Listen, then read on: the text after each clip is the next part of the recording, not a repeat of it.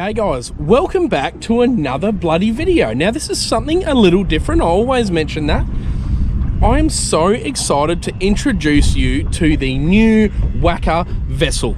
Now this here is a 2005/2006, round about then, Savage Gannet 4.35 meter wide body special.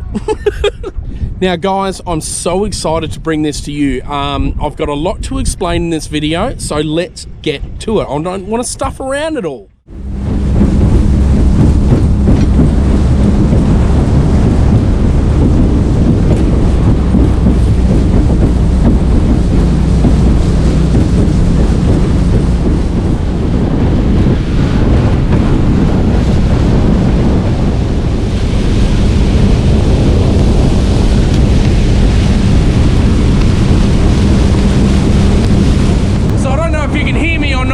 Cruising along, you know, at a decent speed, and that wind's howling in from the front, but this thing does really well. The thing I love about aluminium hulls is they handle rough weather really well. It's not as though I'm planning to piss off, you know, 20 kilometers offshore or whatever, but you know, I'm going across Melville waters, which around, you know, where I live is, when it is windy, it's quite, you know, it can be quite choppy, as I'm in the very middle right now and I'm bouncing around. But the good thing about this, I've found, you get that nice little speed going, then you trim up. And once you trim up, you're fine. As long as that nose is up and she's skipping along, you know, at a sensible speed, it's actually quite comfortable. I haven't even really got my hand on the steering wheel.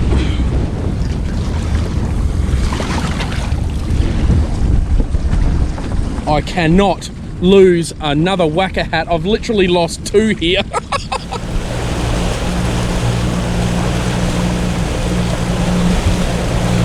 So let me explain to you guys the main reason why I chose to just do a little upgrade to a small runabout. The first and main reason was, you know, a little bit more comfort would have been good for the tinny trips. Now the tinny trips are amazing, and that level of ruggedness is really, really good to go back to, you know, the eskies and, you know, lifting things out of your bloody, you know, out of your boat and lugging them up on the shore and stuff. And I love that. It's sort of going back a little bit in time. I must admit, it's a really beautiful feeling to just drive along, you know, and leave it at a certain amount of rev, chill out. You get more time to look around and enjoy the things. You know, I'm sort of standing up the actual front of the boat now, not even getting wet. As long as you bloody trim up enough, you're fine. The other main reason, there are two more reasons. The third reason, I think it is, I'm gonna be able to sleep on this boat. So I wanted something, I was discussing with Jared, my cousin, that I wanted something that I could sleep on. Now this here, because we've done a few sort of tinny trips now where we've gone up the river a little bit, and there's like, it gets really dense on the sides, and it sort of and it's been hard to find a camp. With these tinnies and well, runabouts, tinnies, whatever you want to call them, we'll be able to sort of anchor up and just roll a small little swag setup on the back here, and I'll show you through that later on in the video.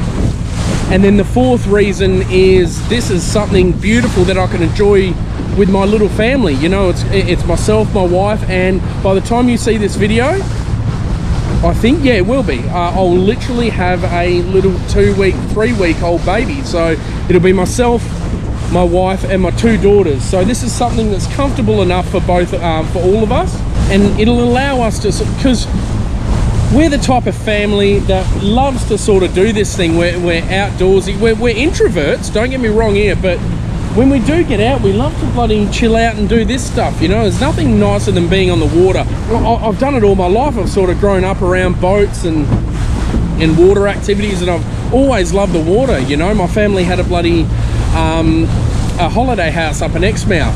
Not saying that we're rich at all, but I'm talking about Exmouth 20 to 30 years ago, when it was just a dusty old, you know, a pretty crappy town, but it was a fishing town. It was beautiful. It has changed now, of course.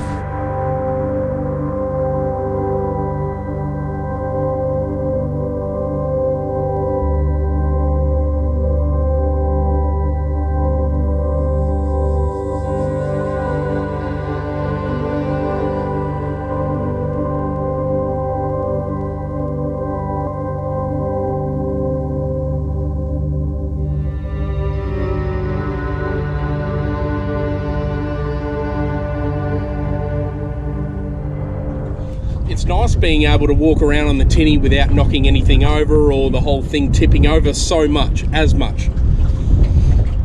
So I've been sitting here. It's taken me a while to get where I am now, but I've been thinking while I'm in the water here. It's only about bloody 1.5 meters deep. It's bloody beautiful. You can just walk around. But I've been sitting here thinking about the things that I would change, that I want to change. They're only small things, and I wanted to run them by you. Now I better get the old list out, because it's from where I launched to where I am now. It's probably about a 3-hour trek. So I've had plenty of time to think about what I want to change. You know, even though it's pretty early stages of owning this boat, but as you go along, you think to yourself, oh, that would be nice, or that would be nice, you know, little creature comforts. So I've got a small list. There's 5 items. They're pretty small. So first thing is a bimini. This bimini is beautiful, no worries, it's functional, it's fine. I could do with this for ages, but I want something higher. With something like this, I have always found that when I've driven, you know, my brother's boat or Jared's boat or anyone else's boat, like a runabout size or a little bit bigger, I like to stand up while I'm driving. And I've found that hole there, you should be able to see it. So that hole there, that's beautiful, that's fine. The bimini can actually go down in the list, but that's, you know, that's something that's quite simple to fix. And when I do say bimini, I want to lift that right up so I can stand there and maybe get some clears at the front there that I can unzip, roll them back, and, you know, clip them into place. And also where I'm sitting right now, obviously I'm in the sun. Now that's another issue. A big thing about having a boat like this, obviously, previously, you know, before in the video, I was saying I love taking my family out. Now, a big thing about a day like this, it's 33, 34 degrees. It's beautiful here. There's a nice breeze, you know, blowing, but you don't know that you're getting burnt. So I've been reapplying zinc and reapplying sunscreen all day. But I also would love to get just another little, like a temporary bimini for the back here, you know, just to have full coverage for when I do take my ladies on a bloody trip. You know, I want to make sure they're comfortable, and that's the number one thing. You want to make sure your passengers are comfortable, I guess. So that's nothing though, you know, that's something I can, you know, knock down the list. But number one, I think the most important part is new seats. I need to get new seats. These are great, no worries at all, but I want to make sure that that bottom is a flush mount seat pedestal. So I want to make sure that when I take these seats out, I can actually put the seats in the engine well there and let them sit there at night. So when I want to sleep on this boat, like another reason why I got this boat, I'll be able to grab these seats, slide them off. They're really easy to slide off. Then you just plop them in the engine well, and then I'll be able to set up my little sleeping system here, and it'll be bloody beautiful. And another reason, you know, because this is not a big runabout, I find that these get in the way a little bit, I'm going to be honest, but, you know, they're fine. Again, you know, I'm really sort of clutching at straws here, but it's just something that I want to make it a little bit more comfortable for myself. You know, I'm sitting here having a swim, and I spent the whole hour just looking at it. I bloody love this thing. I can't can't get over it. You know, I know it's probably something really small to a lot of you guys out there, but this is a big thing for me. I love this bloody boat, you know. I've already got a real bond with it, you know. Okay, next thing. There's only this one and one more. So next thing, a new sounder. They're very aged, the ones that were in here, and I don't even think the depth sounder, like the depth gauge, works. Main thing I want depth, and I also want like maps, so I know, you know, where I'm going, and I can plot marks and that. These are far too outdated for me, so I think I'll try and get like a second-hand GPS sounder combo.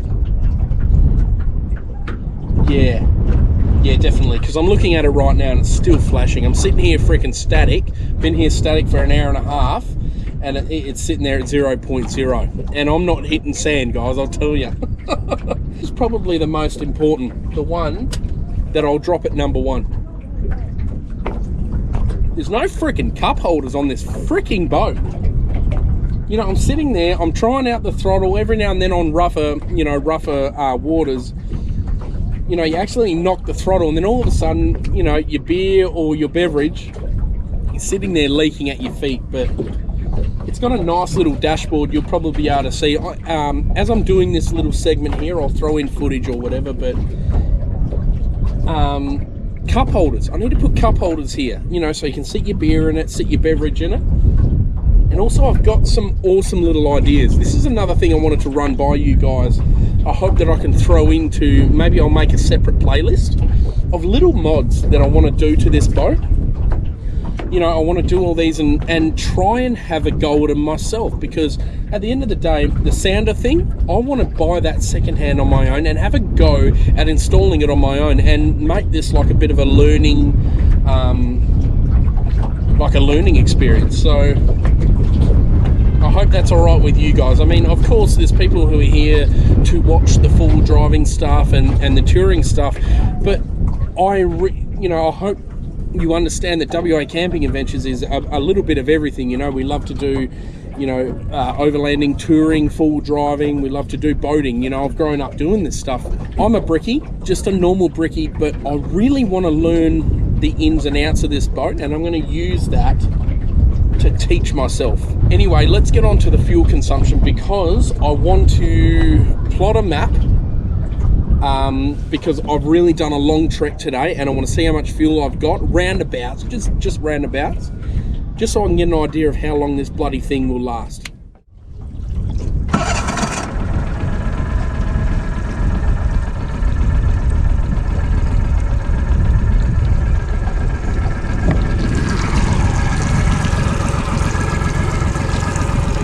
Right behind me, the donk, the old motor. It's a 40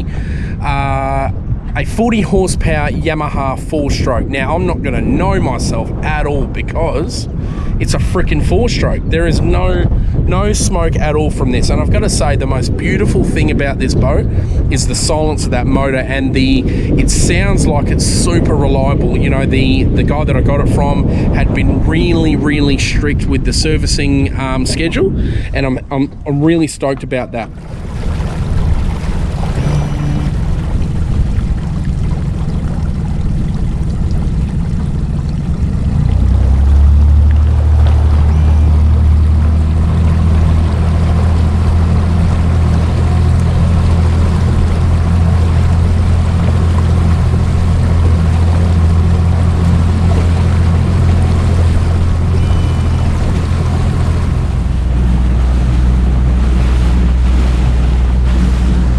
Spewing. Should have brought some crab nets out, actually. Might do a little crabbing mission in this boat. Well, I've picked up me hat and some plastic so far. All right at it. So guys, I'm on the way back from the trek, so I'm going to let you know about the fuel economy when I do get back. But it's quite choppy out here, and I've got to be honest, I'm so bloody I'm so stoked at how this boat handles the chop. I'm going across Melville waters right now. Now, a lot of you viewers might know Melville waters, when it is chopped up, it can be quite hectic, but I'm just trying to test it because you got a lot of sailboats out here. He is freaking flying. Holy shit, that can't be a sailboat. But the way I wanted to test this was I'm actually going with the waves now, so my mentality is it's not too hectic right now. So what I've done is got to I'm literally not even touching the bloody steering wheel, but I'm just going along at a comfortable pace, and then you trim up so it keeps the nose up. So I'm right in the middle of Melville waters right now. Really stoked, really happy with this. You know, I reckon stuff like this, you don't need to power through too hard, as long as that nose is up. I've always been told that, you know, that keep the nose up. So, shit, that guy's flying. But yeah, I'm going to make my way back, and I can't wait to actually see for myself what the freaking fuel economy's like, you know. I think it's a 22.5 litre tank. Filled it up before I left. I reckon it's going to be a good number because she just keeps going. I've got a little half jerry can there to top it up, but I don't reckon I'm going to need to use that. This is freaking beautiful. Stoked. Absolutely stoked. Have a look at this.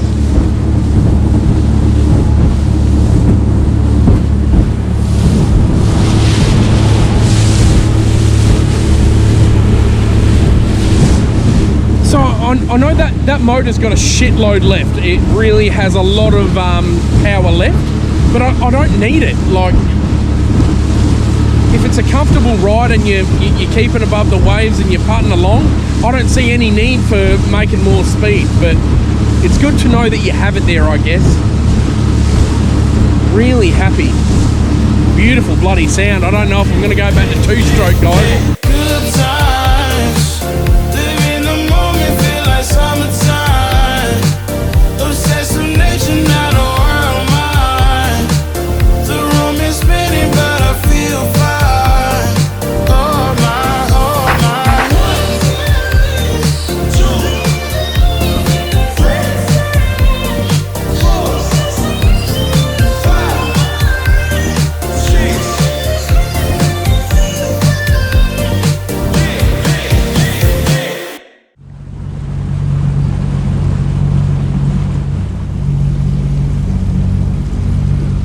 So guys, it's about time that I wrap up this video because I'm about 1 kilometer from the boat ramp. Now, I need to let you know about the fuel economy. I am so bloody stoked right now. So I've covered, it's 33 kilometers to where I stopped to have a swim. And then I've gone 33 kilometers back. So I'm gonna say 66 kilometers. I still have not run out. I'm on the same tank. I'm so happy. I'm so bloody stoked at this. So that's, let's say it's 25 litres. I think it's 22.5, but 25 litres, and it's still going. I'd like to see how much is left at the boat ramp. I'll see how I go though. I'm really stoked with that economy because I've still got half a jerry can in reserve, you know. So if I take an extra jerry can on every trip that I go on, I'm gonna have a buttload. So I'm really happy at that.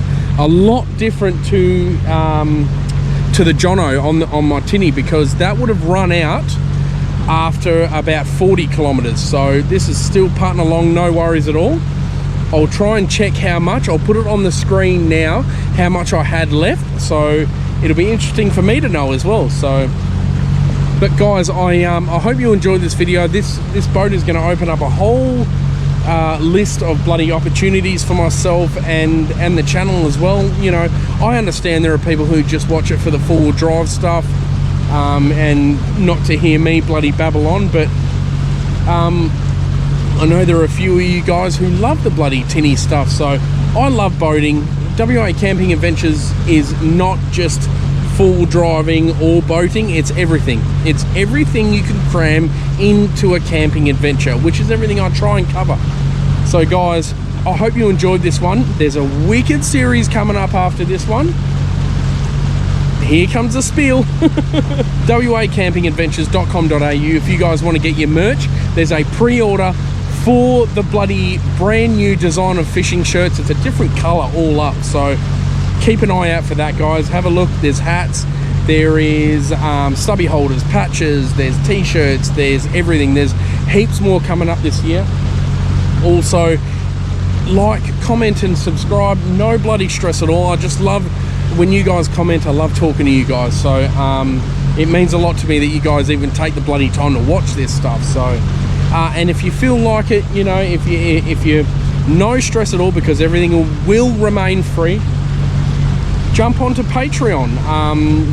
You know, I try and make a separate episode for every trip that I do, and we try and do an overnight camp every now and then. I mean, I've only done one, I'll be honest with you, but I really think it went well, and I can't wait to meet the rest of you guys. So thank you so much for watching, guys.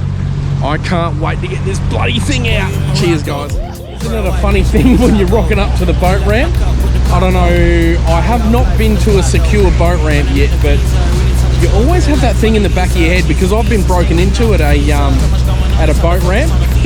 I'm literally within a couple of 100 meters, and I'm thinking to myself, oh shit, there was a couple of blokes there fishing before I left. I wonder if they've broken into the car, or if anyone's broken into the car. I don't know, but it's a nerve-wracking time. I don't know if you guys with boats, I don't know, do you get that? I don't know.